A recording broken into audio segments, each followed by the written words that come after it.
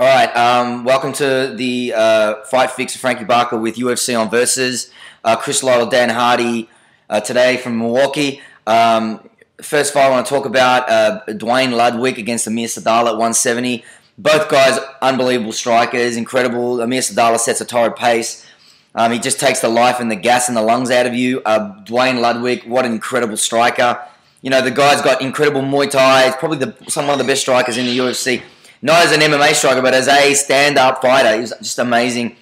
Round one, you know, Sadala sort of pinned him up against the cage, but once Ludwig got some space between him, he just started laying down some beautiful groundwork as far as, you know, his striking went.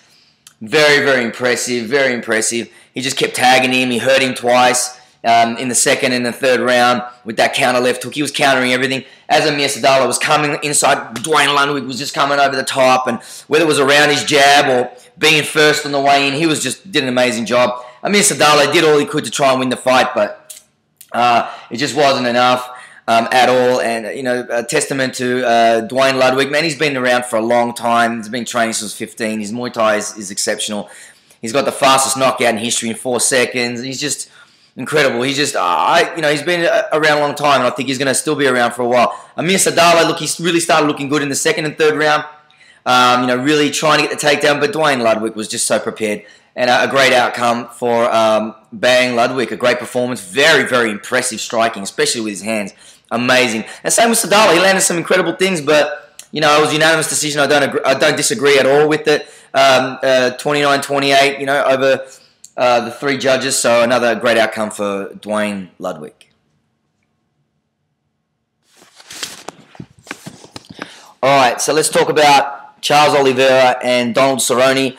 Donald Cerrone is just an incredible striker. Obviously, his groundwork is incredible. His wrestling is incredible. His cardio, his fitness, his power, amazing. I don't know if Oliveira was going to really survive that. Oliveira walks around close to 155. He doesn't really cut weight. You know, I reckon he could fight easily at 145. Probably do better there. Maybe even 135. But both very dangerous. Oliveira very dangerous on the ground. Well, here's what happened. They both came out, started swinging, started striking, standing toe-to-toe. Donald Cerrone started landing some very vicious leg attacks. Beautiful hands. Just showing why his striking is has improved so much. He's been working so hard on it.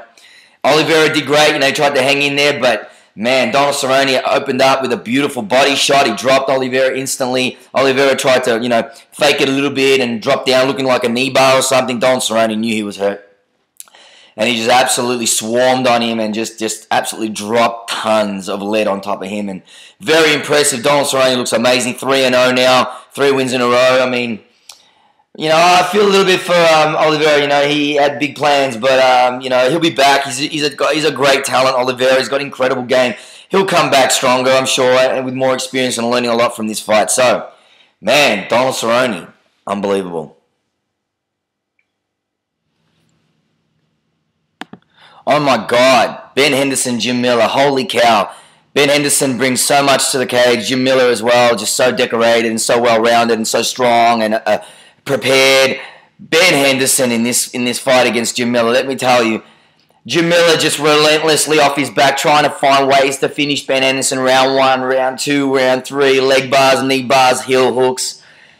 Unbelievable, just incredible relentlessness from Jim Miller, but every time he couldn't get it done, Ben Henderson would just punish him severely. Ben Henderson's striking was amazing, setting up the takedowns. Jim Miller, you know, trying to finish. Ben Henderson's almost unsubmittable. It's almost impossible to finish Ben Henderson. And, you know, testament to Miller, man. He just really believes hard in his ground game. And you know what? I'm sure lesser opponents would have finished many times. He would have finished many of them. We saw what he could do against old Charles Oliveira. He leg barred him out of nowhere. So, but Jim Miller, man, what a chin. He ate some shots, he ate some elbows, and he was there the whole time. Ben Henderson's wrestling, man. He's top control. He's pounding, leaping up on him and taking his back, trying to finish. Jim Miller even leaping up for an arm triangle in round 1. I mean, oh my God. But, you know, never looked really deep. He tried to transition. Ben Henderson just shook him off, pounded him out. Look, what can I say? Probably one of the most impressive performances I've seen from Ben Henderson. Jim Miller, what an incredible class act, man. Yeah, he couldn't finish Jim Miller. I mean, and that's a very dangerous Ben Henderson now. Look, I've got to say, the lightweight division, man. I tell you, I mean, I know he lost to Anthony Pettis, but man, would I want to see that rematch? Anthony Pettis, Jim Miller. Anthony Pettis, Ben Henderson. My God, Frankie Edgar, Ben Henderson. Can you imagine? Unbelievable fight. Unbelievable. Congratulations to Ben Henderson. What an incredible performance. Just amazing to watch that. And what a class act, dude. What a class act. He's just so strong in every area, and he just proved that today. And his ground and pound was vicious. Unreal. Great fight. Great fight. All right, in the main event, Chris Lytle, Dan Hardy. Just, what can I say? All logic, or maybe in fight intelligence, or all game plans, or pre-fight scripts or training ideas gone out the window. These boys stood in the middle of the cage and just threw down. And I got to say, very entertaining. I mean, what a great fight for the fans. Probably fight of the night. Chris Lytle will get submission of the night for sure. Probably for that. I didn't get a chance to see in the undercard fights, but I'll report on them as well. But once the results come through, as it was on 1HD today, and they only showed the main card. Round 1 and 2, obviously Dan Hardy was behind on the cards. Chris Lytle was tagging him left, right, and center with that unorthodox sort of winging, swinging, body head combination that seems to work the whole fight long. Dan Hardy hit him and rocked him with some monster left hooks and right hands down the pipe. A couple of great knees, but in round 3, man, they just hung in there. Dan Hardy kept hanging in there, kept getting tagged, kept moving forward, really trying to put Chris Lytle on his heels, but Chris Lytle just kept stepping in and putting his head down and swinging, looping over the top, hitting the body, hitting the head. And then, with 1 minute to go, I think it was about 50 seconds to go, Dan Hardy tries to take Chris Lytle down, and it was the second time he tried to take him down. The first time he tried to take him down, got a feeling that it was a bit dangerous and got out. Chris started chasing his neck. Dan got wrist control, got away. In the third round, he went to take him down, got him down, and Chris Lytle completely had his guard passed, manages to get the guillotine, uses that to flip Dan Hardy over, mount him, and put in one of the most savage, the sickest guillotine.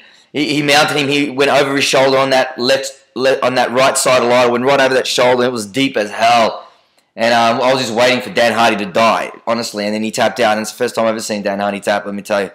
But it was painfully deep as well. And I don't know whether there was more of a crank than a choke because, believe me, Dan Hardy usually just goes to sleep fighting that choke. So for him to tap, maybe it was a bit of a neck crank kind of thing too. The angle looked a bit hard to see. But nonetheless, an incredible outcome for Chris Lytle. His last fight in the UFC career. He's, really focusing hard on being a father and a husband and dedicating his time to his family. And he loves to fight. He mentioned in the post-fight interview how much fighting means to him and how much he loves the UFC and everything else.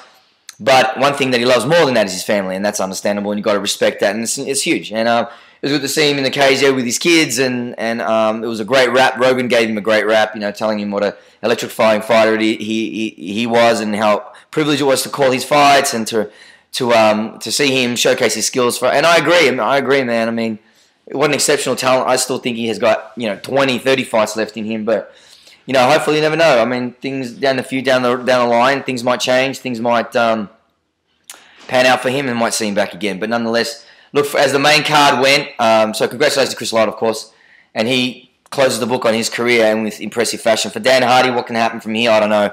Look, he fought a hard fight. It was entertaining, but it wasn't the most intelligent fight. I would love to see him throw more kicks, more leg kicks, and just move laterally, but he didn't have any head movement. His chin was high.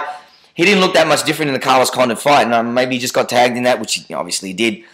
But I just think that he could have, avoided taking that much damage in the fight. I don't know. No one's going to complain about Dan's performance, really, other than he sort of just stood there and slugged it out with a guy that loves to stand and bang. And he got caught in the guillotine in the end, and he tried to mix it up with 55 seconds to go. Shit happens. It's a fight. But great to see a scrap like that to end a card like that. So overall, UFC on versus Lytle Hardy, the main card. It was pretty exciting. Some great results. I mean, Dan Miller as well getting dominated. Ben Henderson was amazing. Cerrone was amazing. It was awesome. Awesome card. I hope you enjoyed it too. So this is Frankie Barca signing off episode 13.